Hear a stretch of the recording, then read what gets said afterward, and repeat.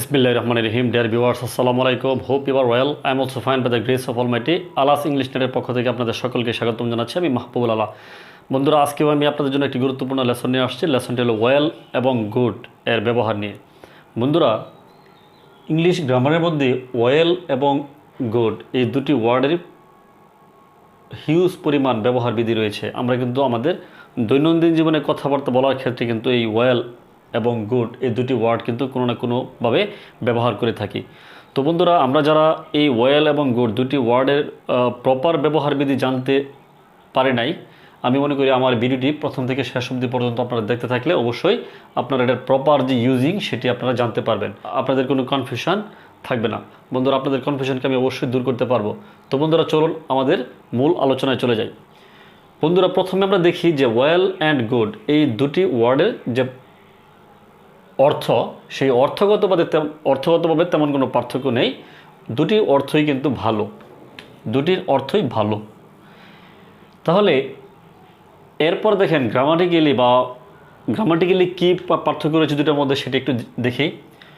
Well যে ওয়ার্ডটি রয়েছে, এই ওয়েলটি হলো অ্যাডভার্ব। এটি হলো পার্টস অফ স্পিচের যে 8টি প্রকার রয়েছে সেই প্রকারের মধ্যে ওয়েলটি হলো অ্যাডভার্ব। আর গুড, এই গুড যে ওয়ার্ডটি রয়েছে সেটি হলো পার্টস অফ স্পিচের মধ্যে অ্যাডজেক্টিভ। এটি সেন্টেন্সের মধ্যে অ্যাডজেক্টিভ হিসেবে কাজ করবে আর ওয়েলটি অ্যাডভার্ব হিসেবে কাজ করবে। বন্ধুরা, দুটি এক্সাম্পল আমি লিখে রেখেছি। দুটি এক্সাম্পল যদি আমরা একটু অ্যানালাইসিস করি তাহলে আমাদের কনসেপ্টটি আরও বেশি ক্লিয়ার হয়ে যাবে। তো বন্ধুরা, চলুন আমরা একটু অ্যানালাইসিস করি সেন্টেন্সটি। প্রথম যে সেন্টেন্সটি রয়েছে সেটি হলো Rima tells stories well. Rima tells stories well, Rima খুব ভালো গল্প বলে। তাহলে এই যে দেখেন ওয়েল, এই যে ওয়েলটি অ্যাডভার্ব, আমরা জানি যে অ্যাডভার্ব সেন্টেন্সের শুরুতে বসতে পারে, সেন্টেন্সের শেষে বসতে পারে। তো এখানে সেন্টেন্সের শেষে অ্যাডভার্ব বসছে।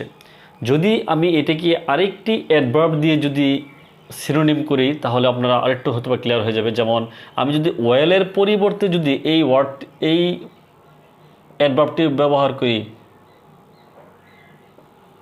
তাহলে কিন্তু আপনারা আমার সাথে একমত হবেন যে রিমা টেল স্টোরিজ ফাইনলি। রিমা খুব ভালোভাবে, ফাইনলি খুব সুন্দরভাবে গল্প বলতে পারে বা গল্প বলে। তাহলে দেখেন রিমা টেল স্টোরিজ ওয়েল, রিমা খুব সুন্দরভাবে গল্প বলে। এখানে কিন্তু অর্থটি এরকম যে ভালোভাবে গল্প বলে। দ্বিতীয় দেখেন যে এক্সাম্পলটি রেখেছি সেটা হলো Seema is a good student. Seema is a good student, Seema একজন ভালো ছাত্রী বা ছাত্র, আমরা যাই কিছু বলি না কেন। এখন দেখেন এই সীমা ইজ এ গুড, এই যে গুড যে অ্যাডজেক্টিভ, এই অ্যাডজেক্টিভটি এখানে নাউনকে মডিফাই করেছে। উপরের সেন্টেন্সের মধ্যে যে ওয়েল, এটি কিন্তু ভার্বকে মডিফাই করেছে টেলস। এই যে টেলস যে ভার্বটি, সেই ভার্বকে কিন্তু এখানে ওয়েল মডিফাই করেছে। আমরা জানি অ্যাডভার্ব কিন্তু ভার্বকে মডিফাই করে আর অ্যাডজেক্টিভ নাউনকে মডিফাই করে। তাহলে দ্বিতীয় সেন্টেন্সের মধ্যে সীমা ইজ এ গুড স্টুডেন্ট, এখানে গুডটি যে অ্যাডজেক্টিভ সেটি নাউনকে মডিফাই করেছে।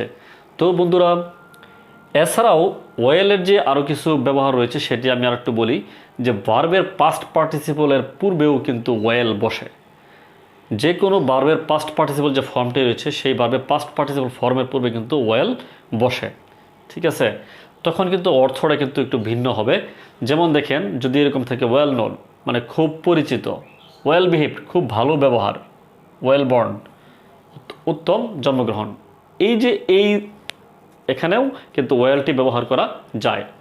তো বন্ধুরা, এই ছিল সংক্ষিপ্ত পরিসরে ওয়েল এবং গুড এর গ্রামাটিক্যাল ব্যবহারটি এবং দুটোর মধ্যে পার্থক্য। তো বন্ধুরা, আশা করছি আপনারা আমার এই লেসন থেকে ওয়েল এবং গুডের যে বেসিক ডিফারেন্সটি সেটি আপনারা অবশ্যই জানতে পেরেছেন এবং আপনাদের যে কনফিউশনটি সেটি দূর করতে পেরেছেন।